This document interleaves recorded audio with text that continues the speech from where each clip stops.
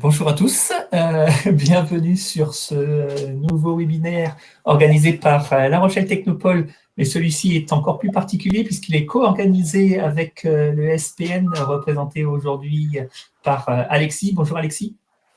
Bonjour Gilles, bonjour à tous. Merci de nous permettre de co-organiser ce webinaire avec vous. Un grand plaisir, donc avec notamment l'égide French Tech Atlantic Valley. Pour ce nouveau webinaire, une formule un petit peu particulière puisque nous avons l'honneur et le plaisir d'accueillir et BPI et la région et la D2RT qui vont vous présenter donc les mesures spécifiques pour les startups et l'innovation générale. Et vous aurez le loisir de les interroger, alors soit comme d'habitude pour les habitués via le chat, et Alexis et moi-même relayerons les questions à nos intervenants. Alors, quelques questions après chacune des présentations, puis des questions, on y reviendra donc, à chacun des trois intervenants de manière collective en fin de webinaire. Voilà, donc on doit démarrer en principe avec Monsieur Rodolphe Vauzel, donc le délégué régional adjoint au ministère de la Recherche, qui a quelques soucis de connexion, il n'est toujours pas sur scène. Donc ce que je vous propose, on va faire comme un petit teasing. Je vais demander à Hilaire Fossé du service Startup de la région et à Michael de BPI France de vous dire en 30 secondes ce qu'ils vont vous présenter dans les minutes qui viennent. C'est à vous, messieurs. Bonjour, alors je démarre, Michael. Pardon, je te grille la priorité. Bonjour à toutes et tous, donc Hilaire Fossé, région. Donc moi je suis en charge du sujet startup, création d'entreprises innovantes au sein du pôle développement économique et environnemental. Et donc voilà, vous faire une présentation succincte, rapide, mais dans les grandes lignes des principales mesures d'urgence qui ont été adoptées vendredi dernier par le Conseil régional et qui s'adressent aux entreprises. Voilà. Et devrait me rejoindre si elle en a la capacité technique, ma collègue Anne-Cécile Petit, qui est directrice adjointe de la délégation numérique voilà, au sein du pôle développement économique. Okay. Pour ma part, bonjour à tous. Donc, Michael Cromier, je suis ingénieur d'affaires innovation pour BPI France. Également, dans les grandes lignes, je vais vous représenter, si ce n'est déjà fait, le prêt garanti État, mis en place par l'ensemble des partenaires bancaires et par BPI France. Je vais également vous présenter autour donc, de la garantie, le dispositif de garantie que BPI France met en place est toujours d'actualité, et puis les nouveaux dispositifs de BPI France Innovation sur les financements d'accompagnement, à la fois sur les préamorçages et à la fois sur les financements d'aide publique.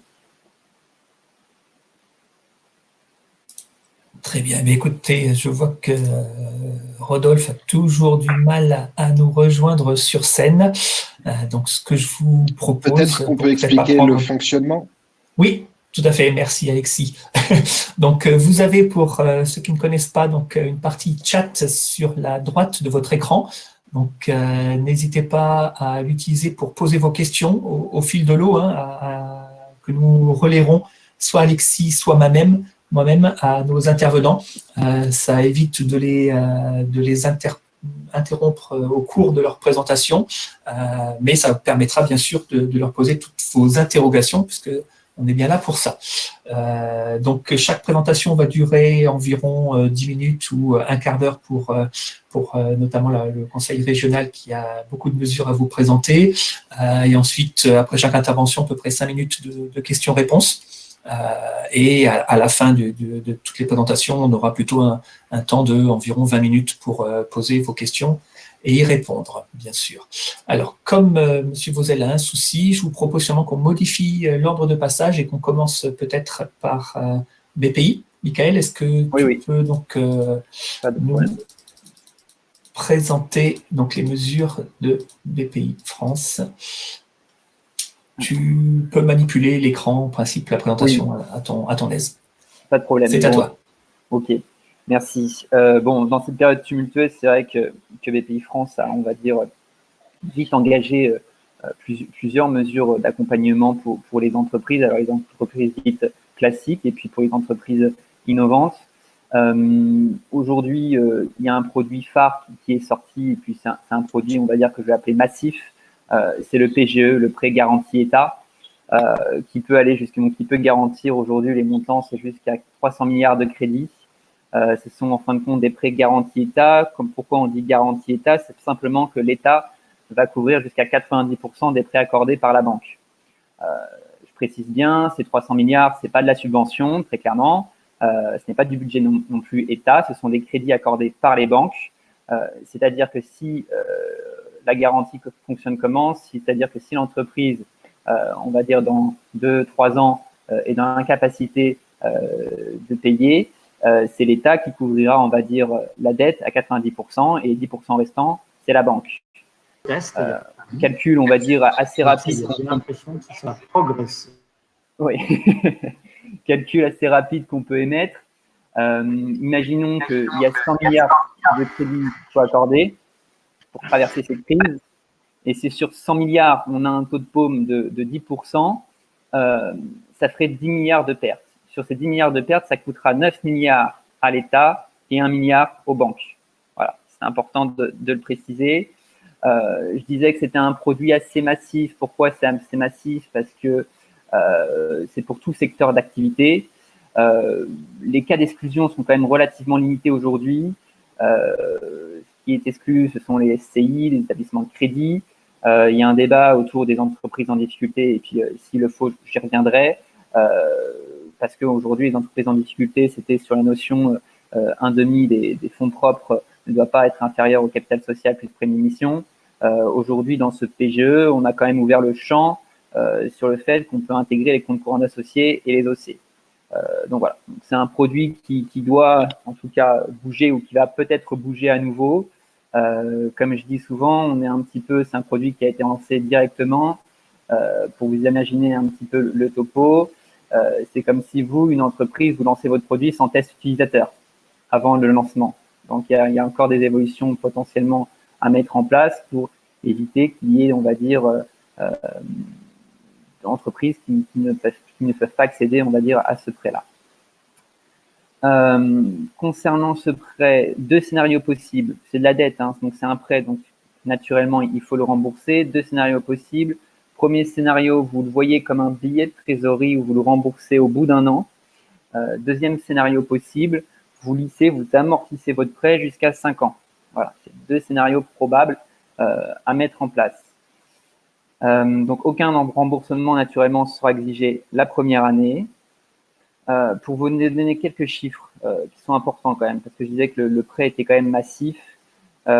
Aujourd'hui, concernant le PGE classique, alors il faut que je reprenne les chiffres, je crois que c'est 150 000 entreprises qui ont été accompagnées. Sur le PGE dit innovation, c'est 620 millions accordés pour 4 200 entreprises innovantes, pour un ticket moyen autour de 140 000 de PGE innovation. Ça vous donne un petit peu aujourd'hui l'étendue de ce prêt-là et puis de la bienveillance, je dirais, des banques aujourd'hui à accorder ce PGE.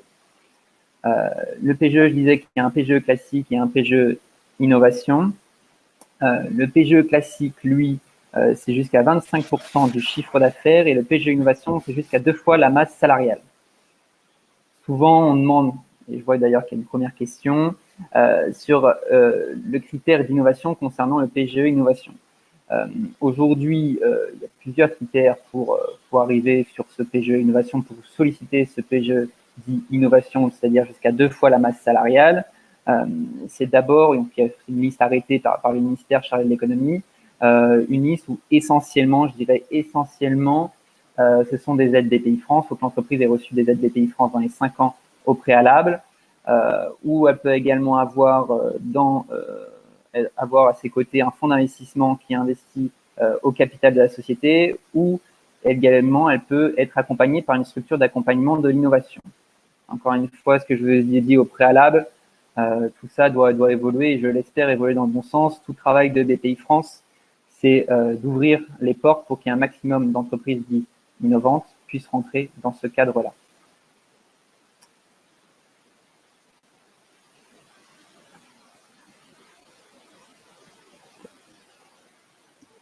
Michael, on te laisse poursuivre. Voilà, merci. Oui, merci. Concernant la garantie, je vous fais toujours un rappel de la garantie. C'est vrai que pourquoi BPI France est opérateur de cette garantie État? tout simplement parce que le travail de la garantie, BPI France le faisait déjà avant la crise, va le faire encore après la crise. Donc c'est toujours important de rappeler que nous aussi, BPI France, pouvons accorder de la garantie sur des prêts bancaires. Alors, je vous ai donné une liste sur le diapo, vous pouvez voir une liste, on va dire, du taux de garantie sur lesquels BPI France peut intervenir. Sur l'innovation, notamment la quotité, c'est de 60%. Donc, c'est pas 90% comme le prêt garanti État, mais c'est 60%. Je rappelle cet élément de la garantie. Pourquoi je le rappelle également, c'est que durant la crise de 2008, c'était un produit, ou en tout cas, c'était un aspect public de BPI France qui était fortement mobilisé. Et je pense que demain, ça sera à nouveau fortement mobilisé.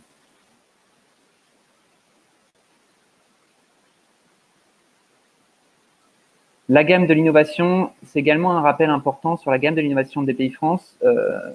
C'est toujours important cette gamme de l'innovation de BPI France. Pourquoi? Parce qu'on a un différé de 2 à 3 ans et pour les entreprises innovantes, ce différé est ultra important et va l'être encore plus pour traverser cette crise et puis même, je pense, derrière à la relance économique derrière.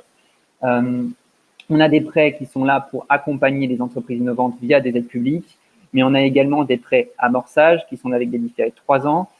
Ces prêts amorçage, on va dire, on a ouvert un peu le champ et les entreprises n'ont plus l'obligation d'avoir réalisé une levée de fonds. Ce cadre du prêt amorçage, on va dire, on le réserve essentiellement aux entreprises qui étaient en cours de levée de fonds et la levée de fonds s'est, on va dire, stoppée à cause tout simplement de cette crise et que parfois on a en face de nous des investisseurs qui préfèrent, on va dire, attendre la sortie de crise pour pouvoir mettre en place leur levée de fonds. Voilà pour mon intervention.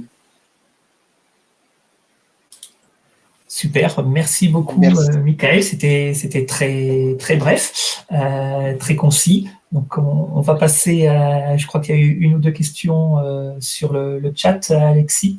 Oui, alors effectivement, Mickaël a commencé à répondre à la première question qui était de bien définir les projets qui étaient éligibles dans le cadre des aides innovation. Donc, tu as commencé à nous donner des pistes de réponse en nous citant les projets qui avaient déjà pu bénéficier d'aides BPI France Innovation dans les 5 dernières années ou d'aide par d'autres dispositifs de financement régionaux, par exemple. Est-ce que tu as des exemples peut-être pour illustrer alors oui, je vais reprendre un peu les termes et cette partie-là sur le caractère innovant et c'est souvent, on va dire, une question. C'est une question récurrente hors Covid. Oui, c'est une question récurrente. Alors, je précise le caractère innovant d'une entreprise. Si on prend la définition même, c'est, on va dire, produit ou service nouveau qui répond à un marché. On l'ouvre, on va dire, à la proposition de valeur apportée par une entreprise et au potentiel de développement. Ça, c'est la définition d'innovation, on va dire, au sens large. Définition d'innovation qui peut amener, on va dire, les entreprises à solliciter des aides à innovation. La question qui était posée et que j'ai pris dans ce sens-là sur la partie caractère innovant, c'est dans le cadre où une entreprise sollicite un PGE d'innovation. Encore une fois, la différence entre le PGE innovation et le PGE classique, c'est que le PGE innovation, on peut monter, on va dire, le montant du prêt jusqu'à 2 fois la masse salariale. Concrètement, aujourd'hui, c'est ça la différence entre le PGE innovation et le PGE classique. Le PGE classique, c'est jusqu'à 25% de la chiffre d'affaires d'une entreprise. Donc, une entreprise, on va dire, qui est mature dans le temps et qui fait déjà du chiffre d'affaires, qui a déjà accès à son marché, va sûrement privilégier, on va dire, 25% du chiffre d'affaires.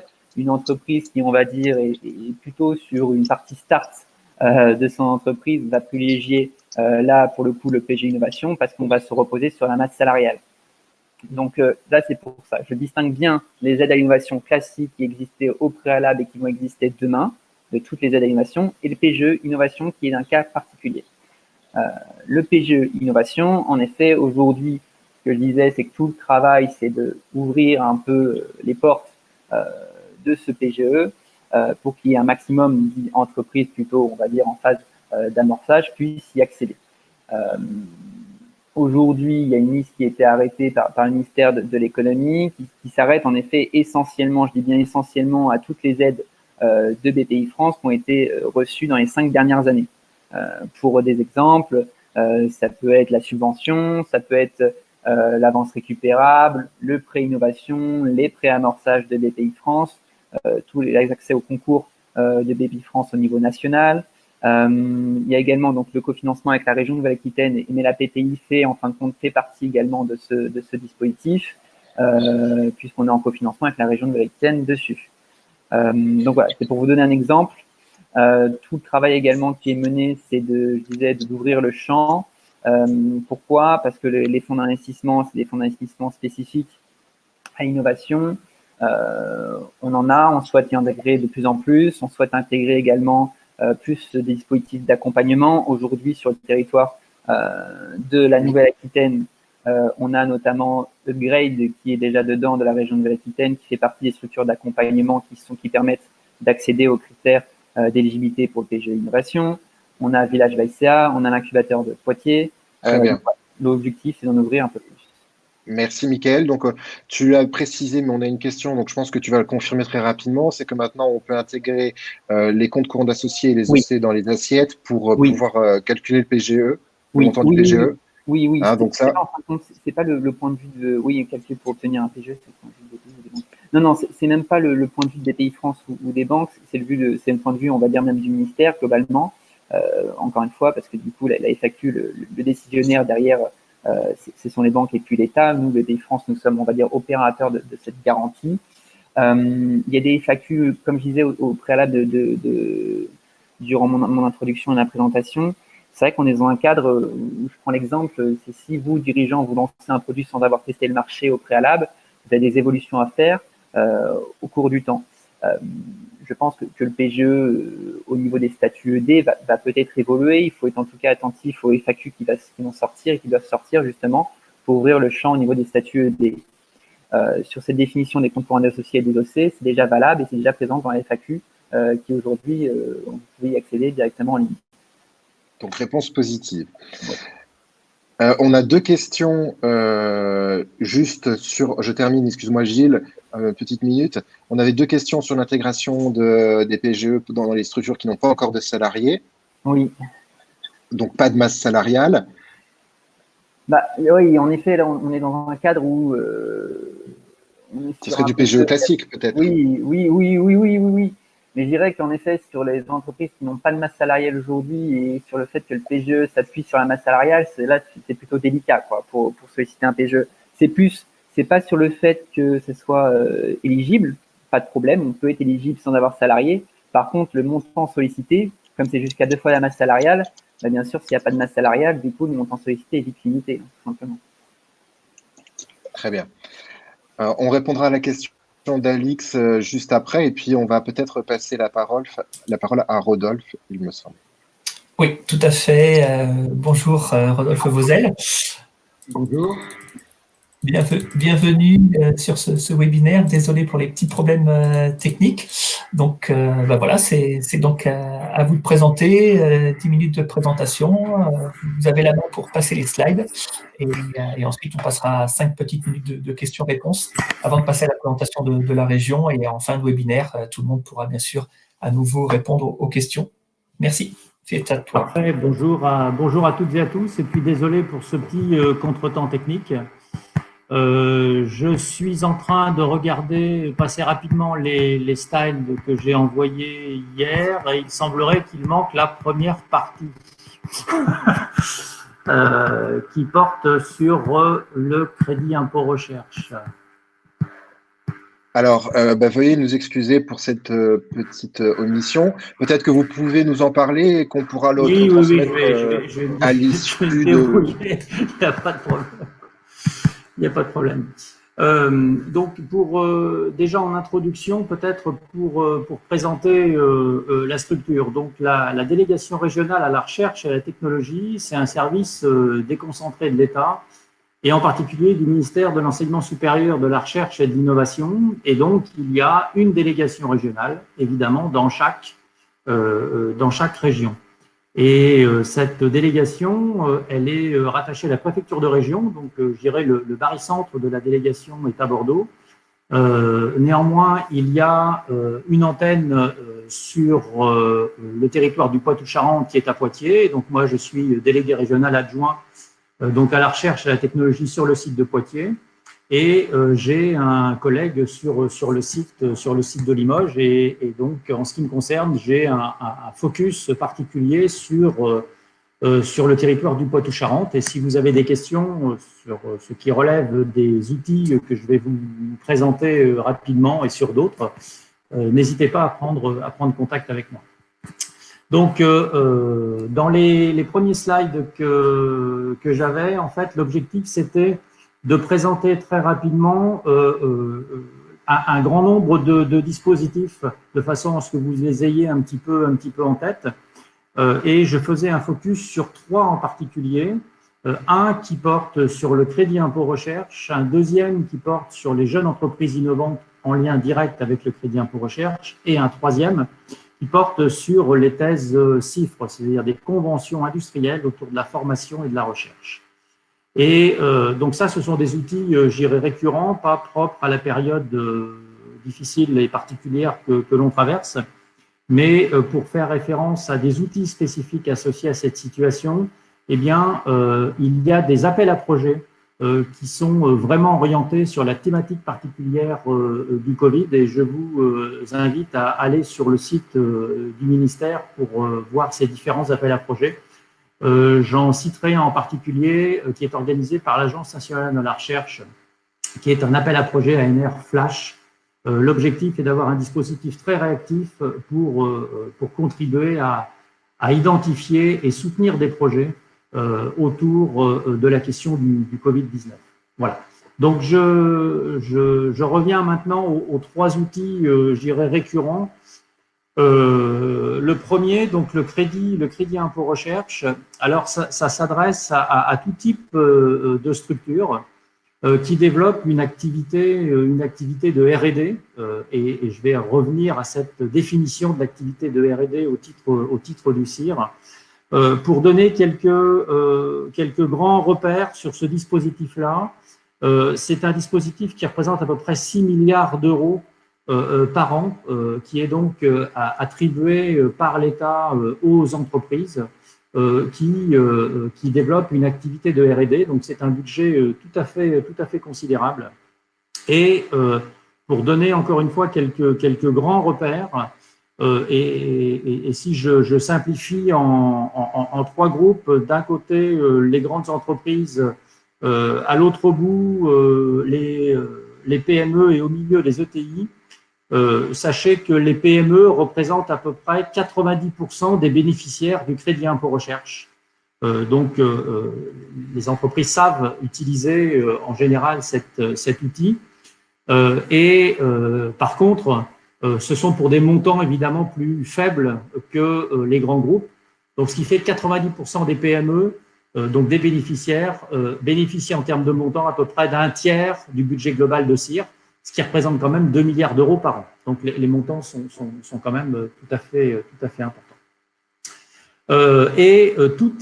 Tous les secteurs sont représentés. Et on a souvent tendance, quand on parle de R&D ou d'innovation, à penser à l'innovation technologique. Mais sachez que les entreprises qui font de l'innovation sociale, voire sociétale, c'est-à-dire tout ce qui va relever de l'organisation, de l'innovation autour de l'organisation, du marketing ou d'autres dispositifs, eh bien, s'inscrivent complètement dans ce contexte-là. Alors, je pense qu'il y a un point qui est très important derrière ce crédit impôt recherche. On parle de recherche et de R&D, pour bien comprendre ce qui relève de la R&D, j'ai vu tout à l'heure dans la question une question posée autour de la R&D implicitement qui était plutôt attaquée sous l'angle de l'innovation. Je pense que là il y a un petit point, une petite précision à apporter sur R&D versus innovation, tout au moins vue de l'État. Puisqu'en fait, il existe 2 dispositifs, le crédit impôt recherche pour la R&D et le crédit impôt innovation pour l'innovation. Alors, pour essayer de préciser un petit peu ça, et pour schématiser, j'ai l'habitude de dire aux entreprises que la R&D, vraiment pour schématiser, se caractérise par la production de connaissances nouvelles. Qu'est-ce que ça veut dire, tout simplement ? Une entreprise a un projet global. À l'intérieur de ce projet global, il peut y avoir une brique qui fait l'objet d'un verrou particulier, c'est-à-dire pour lesquels il n'existe pas a priori de solution existante pour adresser ce verrou-là. Donc, si c'est le cas, et on va voir quel est le moyen d'en attester, eh bien, a priori, le fait de lever ce verrou caractérise une activité de R&D qui devient éligible au crédit impôt recherche. Alors, comment s'assurer qu'une technologie ou qu'un process ou qu'un algorithme ou qu'une méthode n'est pas disponible? Eh bien, ça repose sur la question de l'état de l'art, c'est-à-dire quel est l'état des connaissances pour résoudre ce problème particulier. Donc, ça veut dire que faire un état de l'art, c'est pas seulement un état, je dirais, technologique ou un état des produits existants, c'est vraiment regarder dans la littérature scientifique et technique s'il existe une réponse à cette question-là. Donc, ça veut dire que la question de l'état de l'art, c'est vraiment un point très important. Si effectivement il n'existe rien, eh bien, on entre dans une démarche scientifique, je dirais, assez classique, qui consiste à émettre une hypothèse, mettre en place un raisonnement qui permet de confirmer ou infirmer cette hypothèse. Voilà. Et si cette démarche scientifique est conduite jusqu'au bout, hypothèse, vérification, affirmation de l'hypothèse, résultat et ensuite production d'une méthode qui puisse être d'ailleurs reproductible, eh bien on est complètement dans la dynamique de la R&D et d'une R&D éligible au crédit impôt recherche. Et dans ce cas, eh bien cette aide fiscale permet d'avoir du crédit d'impôt. Et sachez que sur l'ensemble des dépenses qui sont présentées par les entreprises, plus de la moitié du crédit d'impôt porte sur des frais de personnel et des frais de fonctionnement pour accompagner la recherche. Lorsqu'il s'agit, et j'ai parlé de ça, c'est la R&D, lorsqu'il s'agit d'une activité plutôt d'innovation, eh bien, comment elle se caractérise? Là, on est plutôt vers un processus, je dirais, d'amélioration incrémentale d'une technologie existante ou d'un produit existant. Et cette incrémentation, cette optimisation de l'existant, là, s'inscrit dans le contexte du crédit impôt recherche. Et donc, c'est comme ça qu'on fait, dans ce contexte-là, la différence entre la recherche et l'innovation. Merci Rodolphe. Peut-être que vous pouvez maintenant nous présenter les dispositifs après ce rappel qui suscite effectivement des interrogations, en tout cas des remarques de la part des participants. Notamment Jean-Marc Guignard. J'ai parlé du premier dispositif qui est le crédit impôt recherche. Maintenant, en ce qui concerne le deuxième dispositif, les jeunes entreprises innovantes, eh bien là, c'est pour des entreprises qui auraient moins de 8 ans d'existence et qui développent une activité de recherche reconnue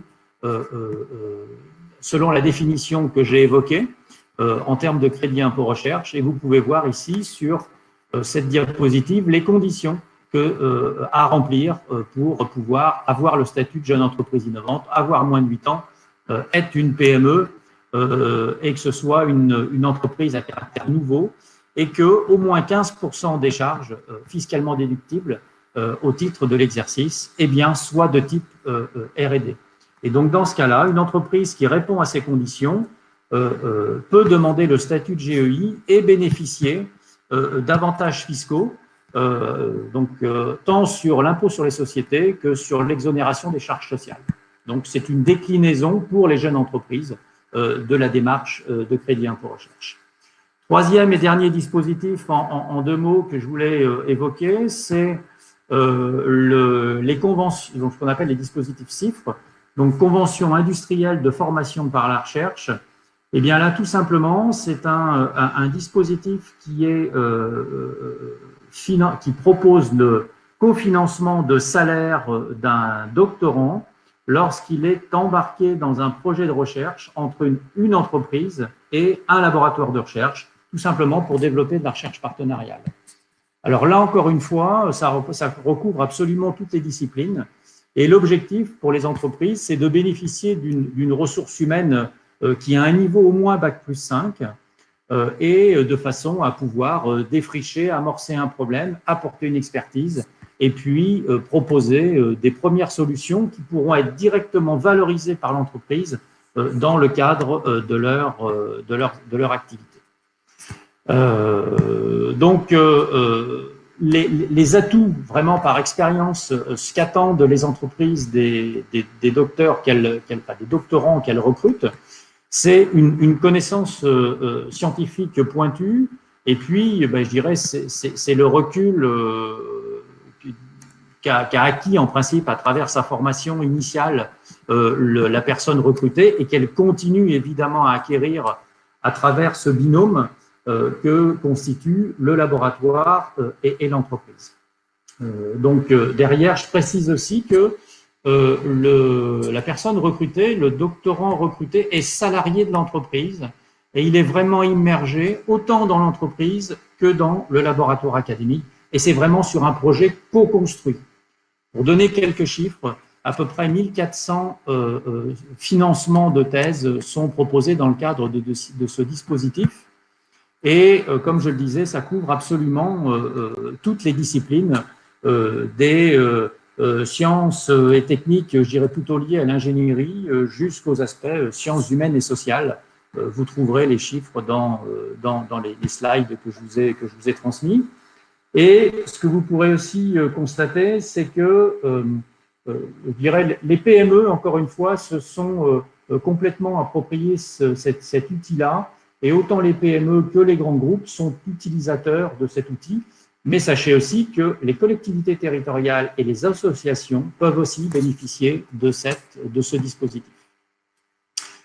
Et là, vous voyez, dans les PME, je vous présente ce graphique qui montre que 40% des contrats CIFRE mis en place chaque année sont adressés à des PME vraiment de petits effectifs, puisque c'est inférieur à 10 personnes.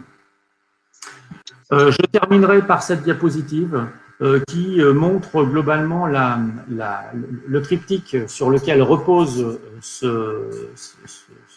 ces contrats industriels autour de la formation.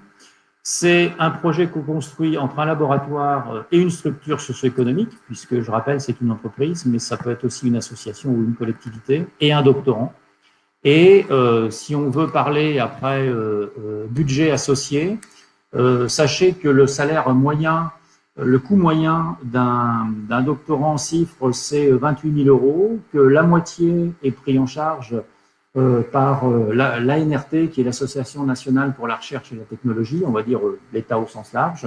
Donc, il ne reste que la moitié du salaire à payer pour l'entreprise, et que, évidemment, sur cette moitié de salaire, le crédit impôt recherche peut être utilisé. C'est le premier dispositif dont je vous ai parlé.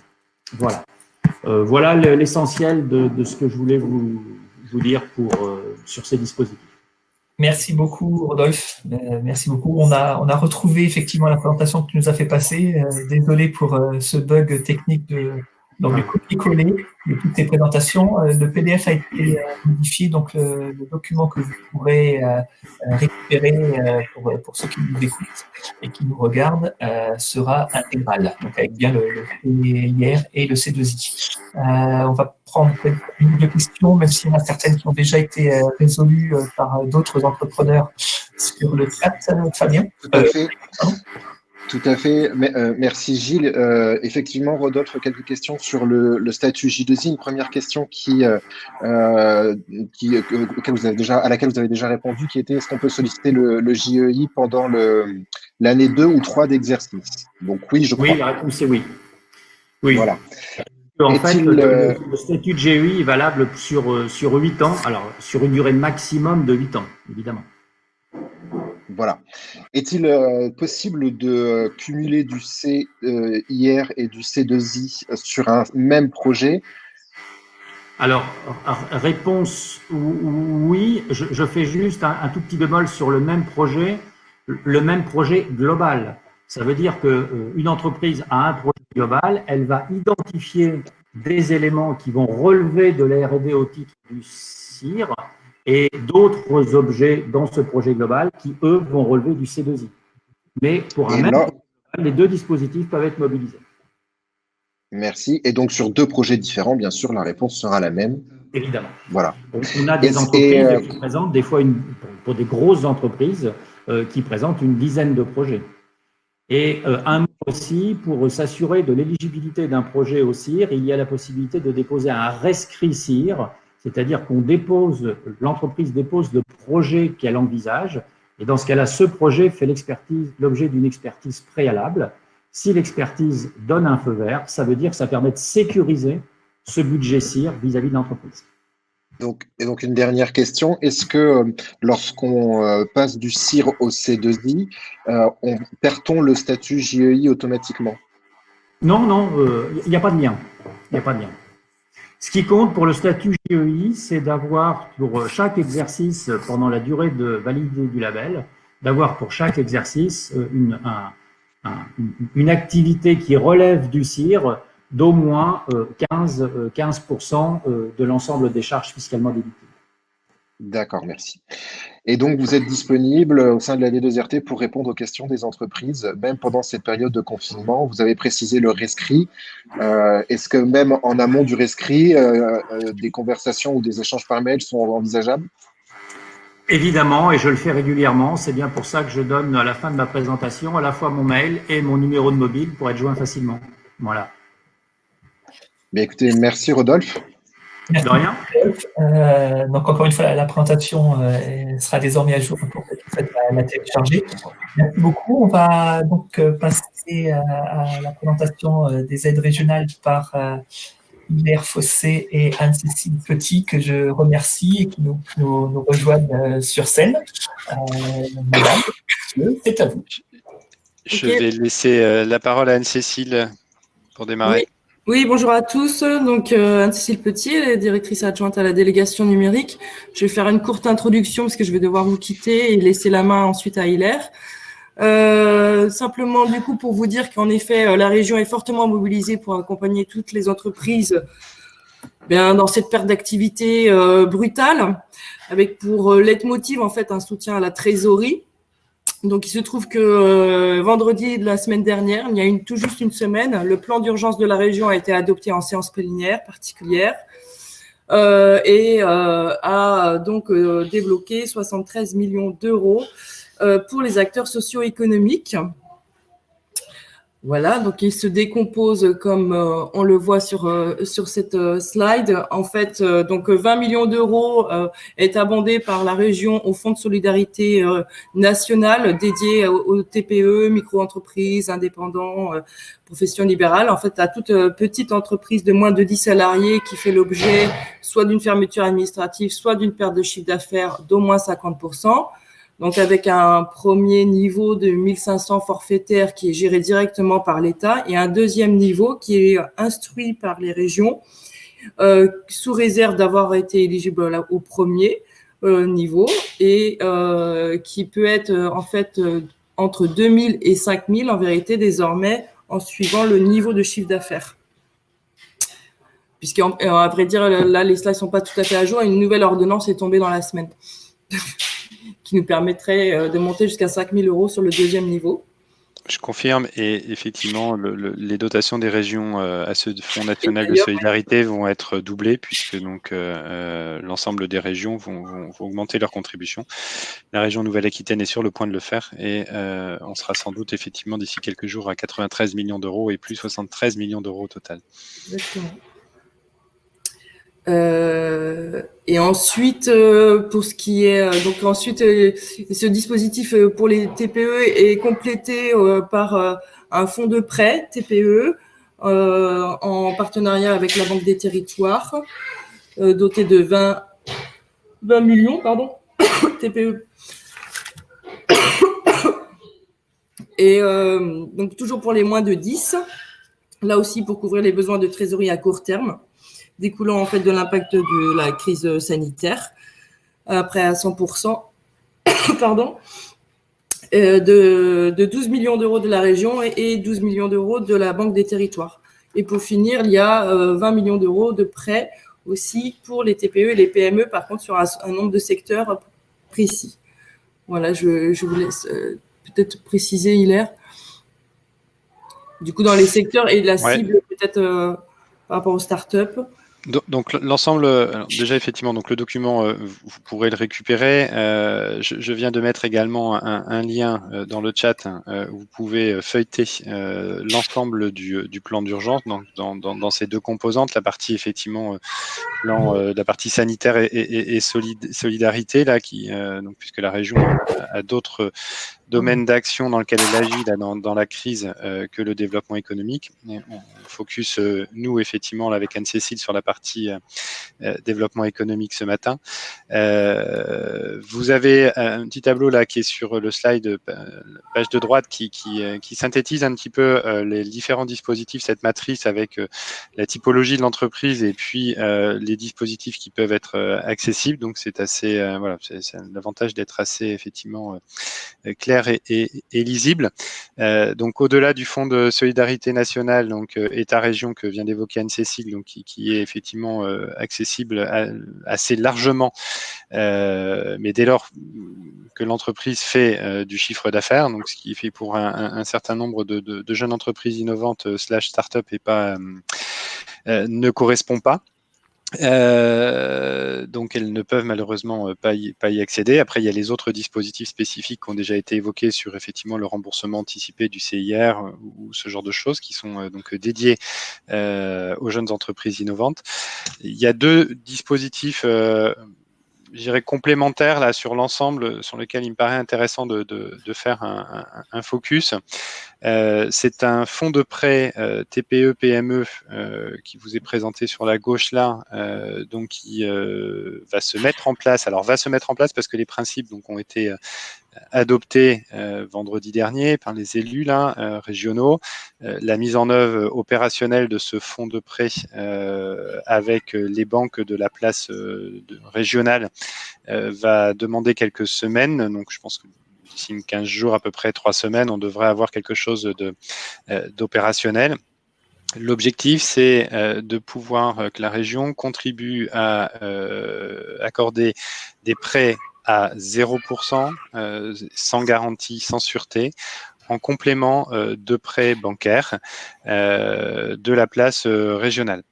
Et donc ces prêts sont destinés à venir, j'irais, absorber les déficits d'activité, la partie trésorerie, hein, liée au décalage de commercialisation, lié à un certain nombre de décalages d'industrialisation, à différentes problématiques qui sont issues de la crise et sur des montants de 10 à 300 000 euros, remboursables sur 7 ans avec un différé de remboursement de 2 ans.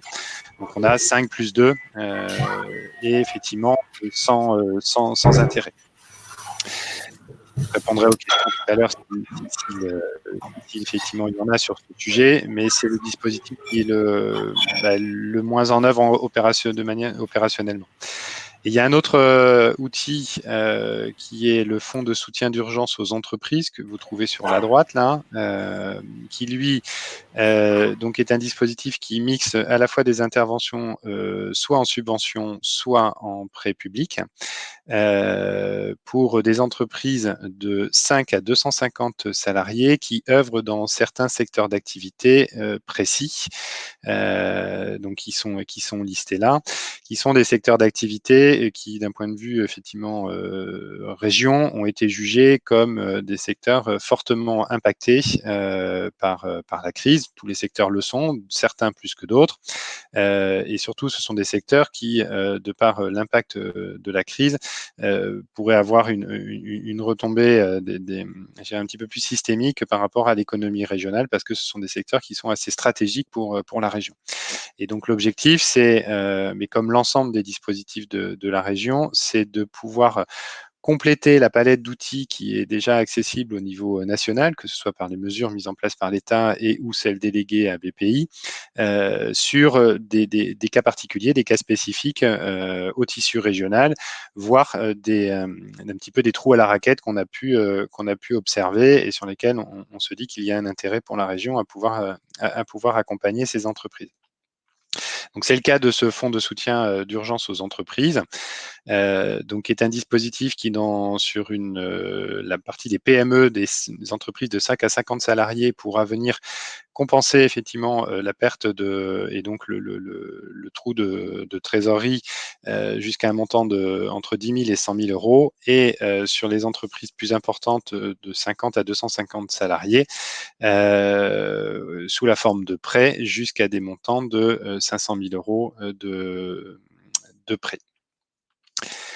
Voilà, sachant que il y avait un petit rappel dans la slide suivante sur le fonds de solidarité ta région, Anne-Cécile en a déjà dit un mot, et puis en plus effectivement la slide est plus complètement à jour depuis hier ou avant-hier.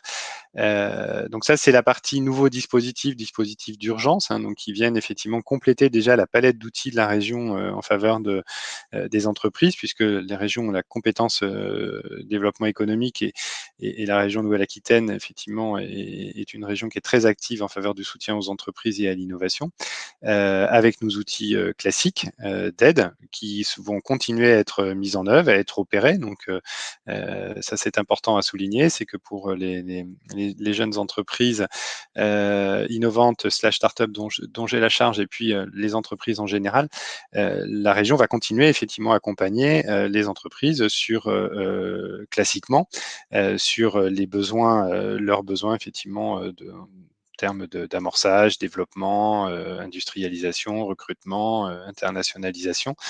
L'objectif, c'est de ne pas travailler que sur l'urgence, mais d'accompagner l'urgence tout en s'assurant le moyen du rebond pour la sortie de crise. Donc ça, c'est un élément quand même effectivement important à souligner. La partie urgence ne se substitue pas à nos missions effectivement entre guillemets régaliennes pour les régions. Et il y a quand même effectivement un point important que j'ai souligné, c'est qu'au-delà de ces nouveaux dispositifs et de ces contributions financières, la région se donne aussi les moyens de pouvoir faciliter la mise en œuvre de décisions ultérieures, donc notamment des entreprises qui ont bénéficié d'aide dans le passé. Et donc, on a un certain nombre de mesures qui ont été actées pour en faciliter le décaissement. Et donc, toujours pareil, travailler sur la trésorerie des entreprises. Voilà, faciliter toute la partie décaissement, contractualisation avec les aides déjà votées ou celles qui sont à venir dans les mois qui viennent. Et puis un certain nombre aussi de dispositifs de soutien aux entrepreneurs avec une cellule d'écoute qui a été mise en place, où vous avez les coordonnées là pour pouvoir effectivement contacter. L'objectif, c'est de pouvoir rompre l'isolement de certains entrepreneurs face à cette situation de crise qu'ils ne sauraient pas aborder tout seul, au-delà des structures d'appui qui sont déjà présentes sur le territoire, comme les technopoles. On s'appuie en tout cas côté startup beaucoup sur effectivement le réseau des technopoles Nouvelle-Aquitaine pour être les relais en proximité auprès des entreprises. Mais voilà, certaines situations peuvent nécessiter auprès d'entrepreneurs des actions spécifiques. Voilà, travailler effectivement sur l'humain et sur l'accompagnement de la personne plutôt que de l'entreprise. Voilà dans les grandes lignes ce que je voulais vous présenter. Terminé, vous avez un numéro de téléphone qui est un point d'entrée pour la région, une adresse mail unique, point d'entrée également, et le site entreprise.nouvelle-aquitaine.fr où l'ensemble des mesures actualisées sont mises à jour au fil de l'eau et pour effectivement également qui, à travers ce site, vous permettre de pouvoir solliciter les différents dispositifs auxquels vous pourriez prétendre. Merci Hilaire, merci à Anne-Cécile également pour son introduction et la présentation des premiers éléments concernant les dispositifs de la région. Et je crois que Gilles a pu relever quelques questions. Ouais. Voilà. Il y a Fabien qui demandait d'où viennent ces fonds. Ce sont des fonds de la région. Donc, ce sont des fonds qui viennent du budget région et qui sont effectivement en complément de l'ensemble des autres dispositifs mis en place par l'État. Alors, parmi les questions, Hilaire, je vais essayer d'un petit peu peut-être de les synthétiser, en tout cas certaines. Il y a beaucoup de questions sur le cumul. Est-ce qu'on peut cumuler des aides de la région avec le PGE Innovation, avec les aides aussi déployées sur certains territoires comme certaines agglomérations, par exemple? Est-ce que c'est cumulable? C'est complémentaire. Voilà, c'est complémentaire dans le sens effectivement où ça contribue à venir répondre aux besoins de l'entreprise. Et donc, je me permets de jouer sur les mots, mais effectivement, j'aime pas le mot cumul, et c'est pour ça que j'utilise le terme de complémentarité. Donc oui, il est possible de mobiliser effectivement un soutien BPI à travers un PGE Innovation et un dispositif complémentaire d'urgence de la région et ou un dispositif je dirais conventionnel de la région en matière de soutien à l'innovation. Dès lors que ça va venir, ce collectif-là de mobilisation d'acteurs et d'outils va venir contribuer à financer le besoin et à consolider l'entreprise. Très bien. Autre question, on va dire spécifique un petit peu, c'est celle sur les initiatives. Est-ce qu'il y aura ou est-ce qu'il y a des dispositifs pour financer des initiatives destinées au rebond, notamment dans le secteur du tourisme?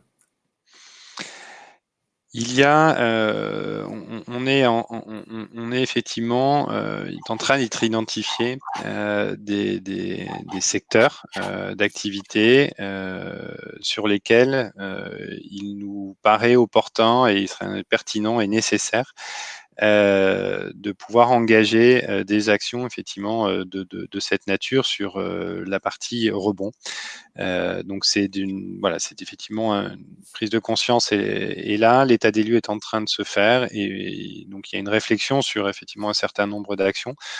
On est au début puisque pour l'instant on commence à aborder cette phase effectivement de projection sur le rebond. Pour l'instant on est encore centré sur la partie urgence, aider à passer la crise, mais oui c'est des considérations qui sont aujourd'hui en cours d'étude. Super. Merci Hilaire pour cette partie vraiment région. On va passer aux questions qui sont parfois un peu plus transversales.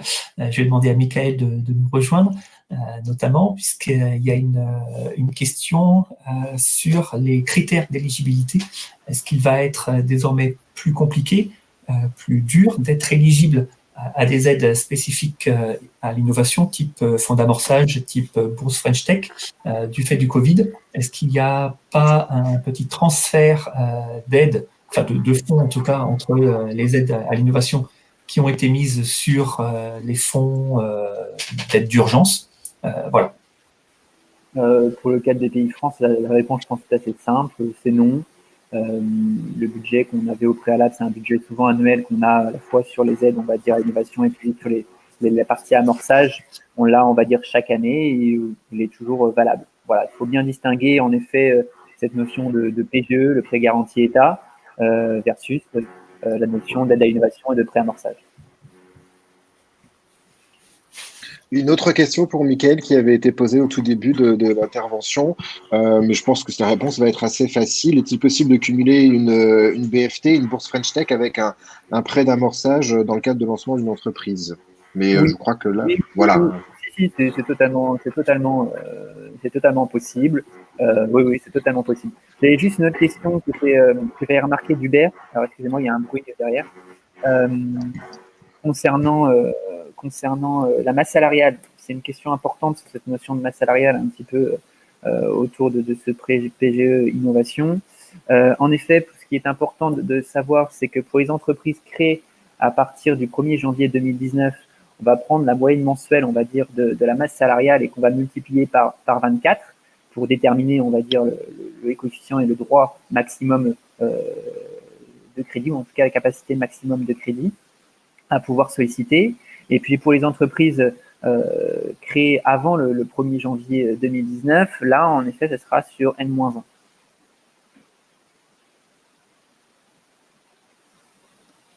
Merci, Mickaël.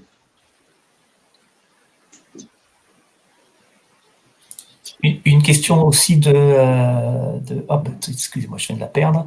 Je ne sais plus. Il y avait une question par rapport aux entreprises innovantes ou très jeunes entreprises innovantes qui n'ont pas de bilan et qui n'ont pas de masse salariale, où il y a juste les entrepreneurs. Sont-ils éligibles à un dispositif d'aide d'urgence et si oui, lequel? Alors, notamment une entreprise qui aurait créé fin 2019 et qui, sur les premiers mois, n'a que des dépenses de R&D, on va dire, en tout cas de mise au point de projets, de produits.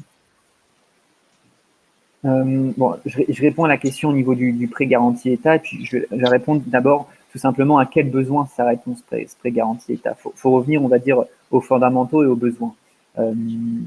Ce besoin répond, le prêt garanti État répond, on va dire, aux pertes d'exploitation des entreprises liées à la crise, liées à ce BFR, on va dire, exceptionnel, ou liées, on va dire, à des charges fixes et des charges structurelles qui sont, on va dire, qui sont donc fixes. Et à l'inverse, on va dire, l'entreprise n'a pas de chiffre d'affaires ou en tout cas ne peut pas réaliser de levée de fonds. C'est ça un petit peu le besoin. C'est vraiment lié, le PGE est lié, on va dire, est là pour répondre aux besoins de trésorerie ponctuels et exceptionnels liés à la crise du coronavirus. Ça, c'est un premier point.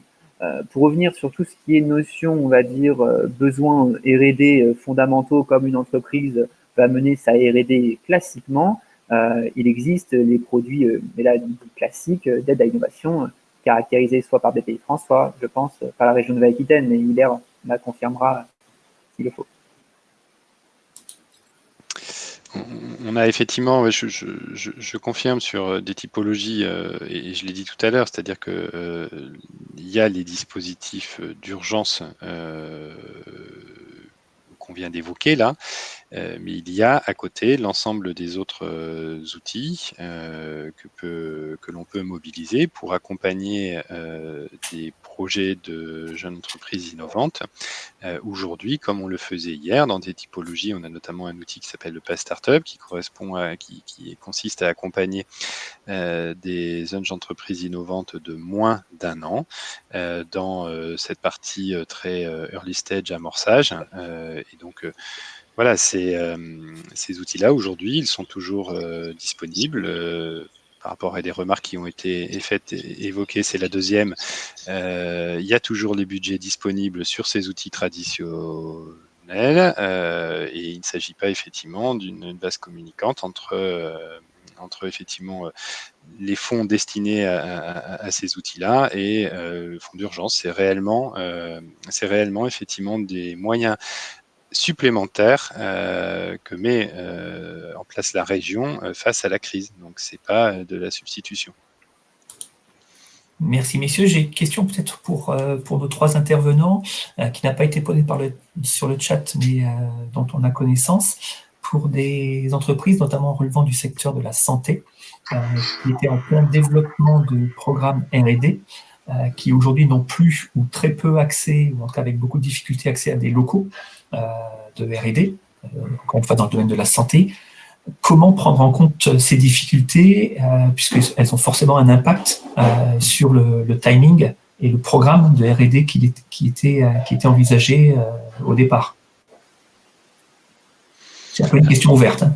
Ouais, bah, concernant ces décalages-là, nous, on va effectivement, on va en tenir compte, on va les prendre en compte. Si effectivement la région a été mobilisée pour effectivement autour de ce programme pour l'entreprise lambda dont il est question, on va adapter la durée du programme, on va adapter effectivement, on est capable d'adapter également d'ajuster l'avance qui a pu être perçue sur le soutien de la région à ce programme de R&D.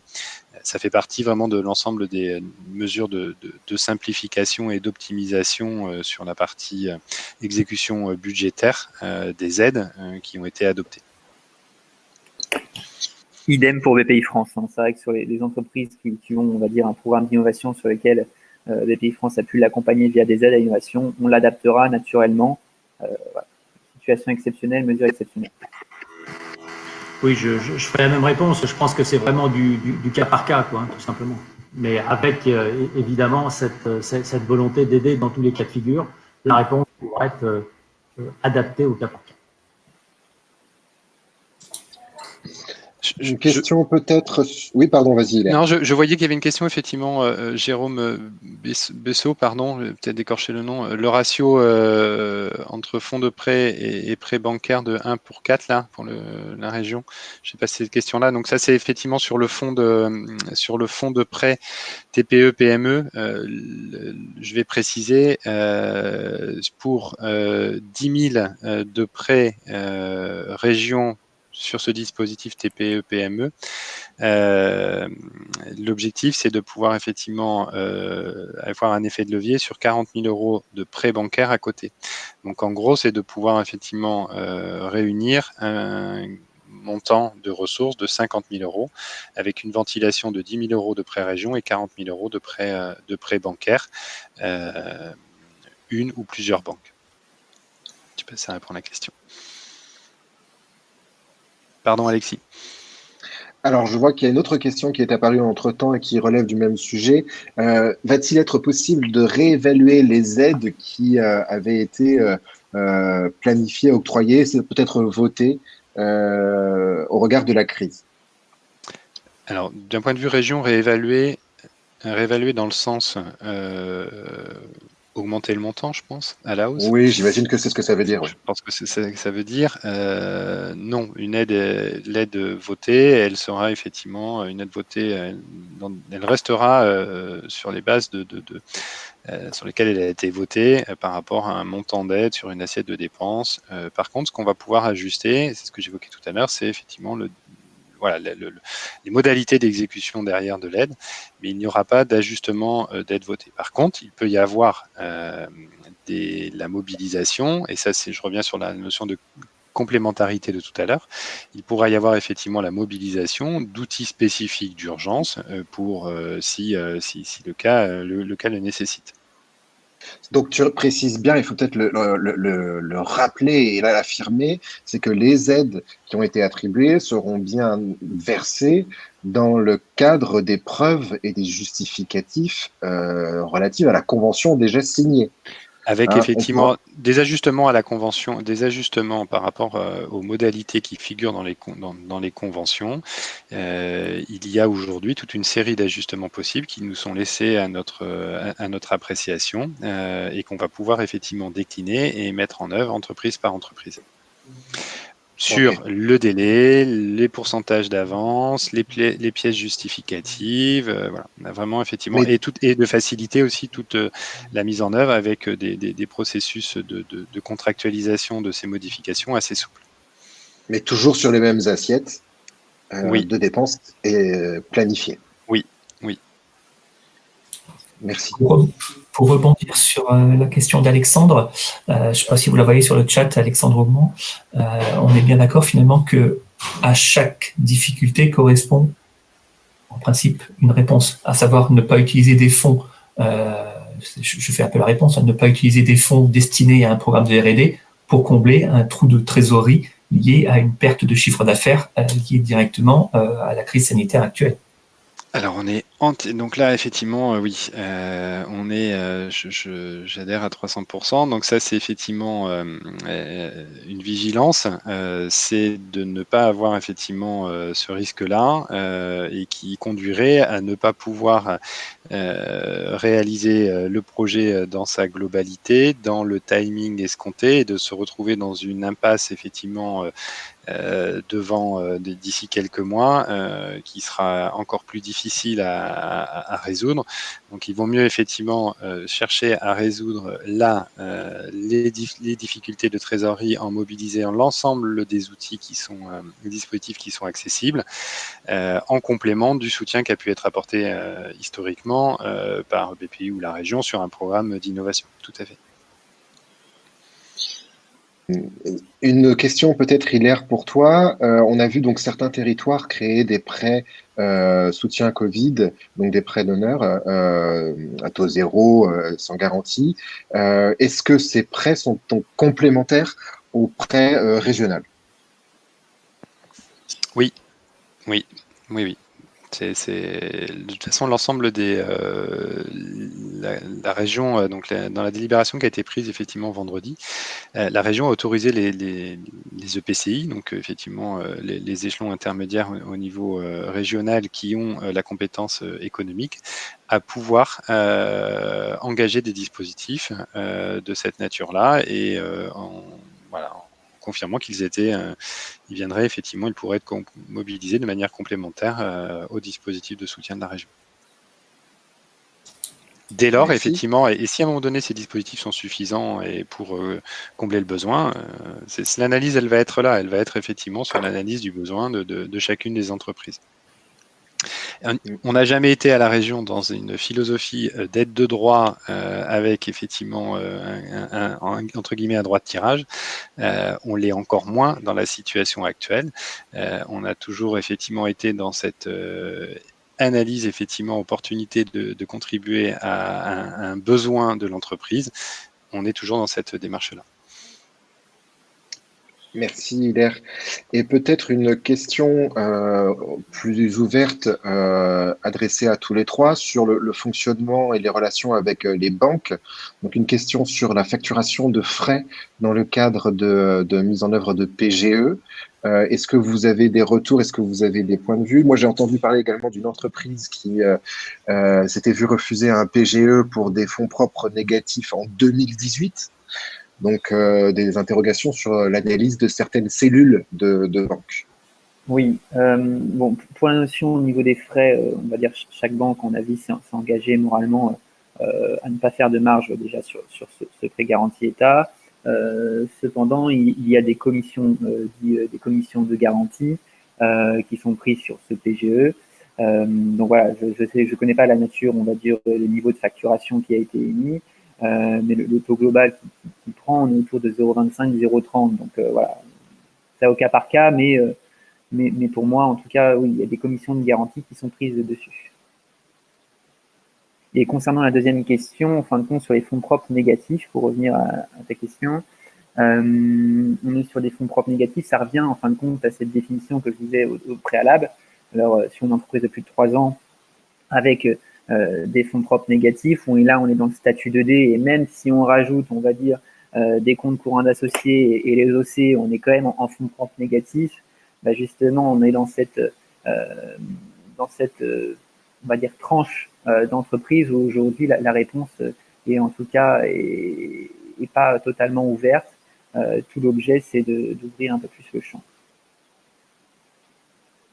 Ce qu'on peut peut-être préciser, Michael, c'est que dans le cadre de relations conflictuelles ou d'interrogations avec sa banque, il y a donc des recours et des moyens de trancher. Et je crois que les banques de France, les banques de France et les cellules territoriales des banques de France sont là pour ça. Exactement, exactement. Il faut voilà, lorsque le sujet est en effet complètement fermé et qu'il n'y a pas lieu d'être à ce refus, en effet, pour toutes les entreprises, il est possible de se tourner vers la médiation du crédit et vers la Banque de France, en effet. Je pointe justement un point important sur les prêts et toute cette notion, on va dire, d'accompagnement possible. Ça reste des prêts. C'est toujours important de dire. Et donc, du coup, comme ça reste des prêts, ça reste, on va dire, à rembourser. Tout l'intérêt, on va dire, d'une entreprise, c'est de bien calibrer le besoin, ni plus ni moins, pour traverser, on va dire, ce tunnel et puis ce désert. On fait beaucoup d'analogies de désert ou de tunnel. Tout l'intérêt, en effet, c'est de traverser tout ça, mais en même temps de se garder, on va dire, une pérennité derrière pour l'entreprise. Pérennité pour l'entreprise, bien entendu, et en même temps ne pas sursolliciter les dispositifs, puisqu'on doit avoir une logique de solidarité. Plus on consomme de dispositifs, moins ces dispositifs sont disponibles, plus ça coûte à l'État, plus l'État ne pourra pas investir. Bon, on connaît le chemin.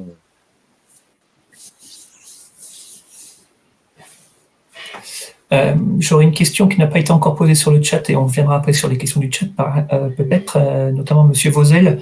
On entend dire que les déblocages ou les versements de CIR, C2I sont facilités et accélérés.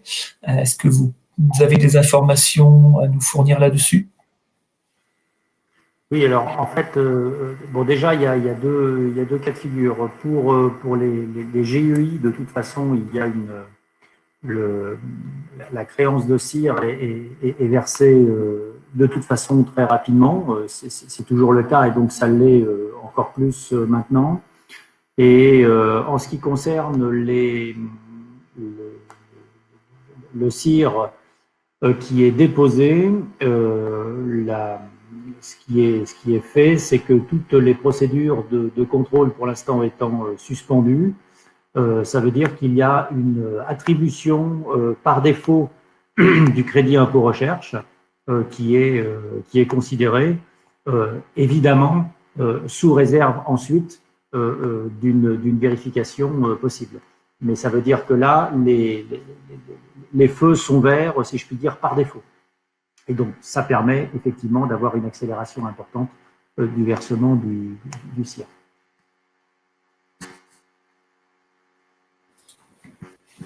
Merci Rodolphe. On avait aussi des questions concernant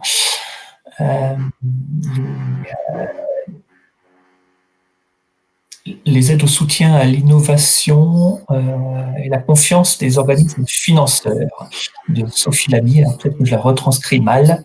Est-ce que les aides sollicitées peuvent être refusées sur le fond de l'activité à soutenir dans son innovation en termes de confiance par les organismes financeurs?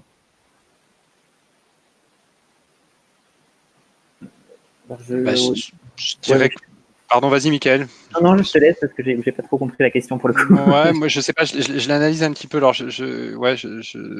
pareil, j'ai ambiguïté dans la manière d'interpréter la question, mais je l'analyse un petit peu dans le sens de ma remarque tout à l'heure, c'est-à-dire que concernant la région, nécessairement, il y a toujours eu et il va y avoir effectivement même dans cette période-là une analyse d'opportunité, mais pas au sens opportuniste du terme, mais au sens effectivement noble du terme, de mobilisation de ces dispositifs de soutien sur effectivement donc le besoin spécifiquement lié à la crise et issu de la situation et de donc inhérent à la crise, et donc effectivement qui est un besoin qui doit être conjoncturel, qui ne doit pas être effectivement dispositif. Ils ne sont pas là pour financer des difficultés structurelles inhérentes à certains projets par rapport effectivement à leur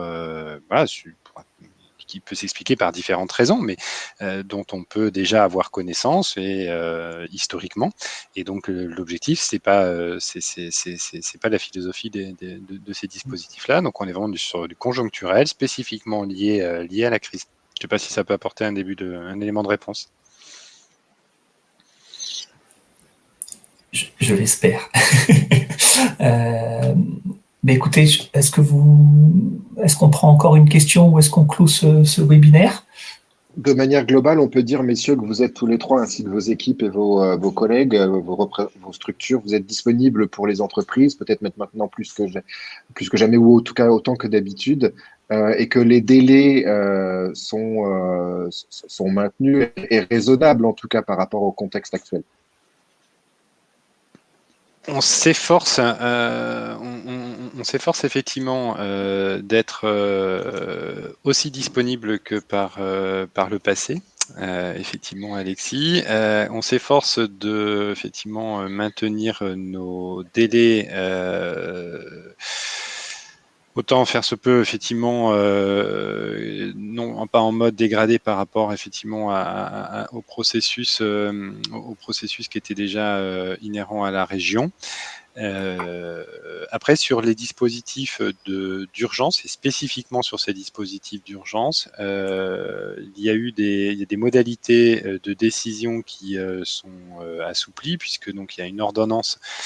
Une des premières ordonnances qui a été prise dans le Conseil des ministres effectivement au début de la crise, qui autorise les présidents de région à pouvoir engager la décision de la collectivité sans réunir les commissions rassemblant les différents élus qui siègent notamment en commission permanente. Donc ça nous permet effectivement d'accélérer les processus de décision sur les aides d'urgence inférieures à un montant de 200 000 €.